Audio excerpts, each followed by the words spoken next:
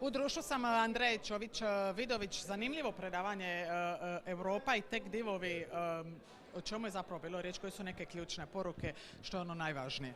Možda dvije najvažnije. To su dva velika europska zakona koji zapravo reguliraju ponašanje velikih digitalnih divova na europskom tržištu.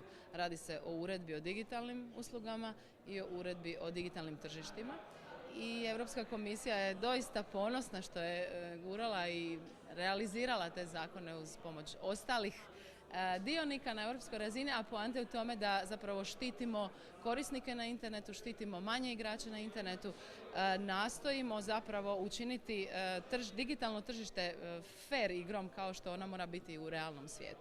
Jer zapravo i s velikim brojem predavača koji su već bili, smo pričali o tome, umjetna inteligencija već je tu nužna i korisna, ali regulative i zakonski određene neke stvari su užasno važne. Tako je, i to je stvar koju nisam spomenula na predavanju, ali postoji još jedan europski zakon koji uređuje upravo umjetnu inteligenciju sa naglaskom na čovjeka. On je znači humanocentričan, na etičku dimenziju korištenja umjetne inteligencije, i mi isto tako i kroz umjetnu inteligenciju koja se stavlja na tržište želimo biti sigurni da je ona sigurna i za nas, i za našu djecu, i za sve koje koriste. Hvala vam puno i sretno danas. Hvala.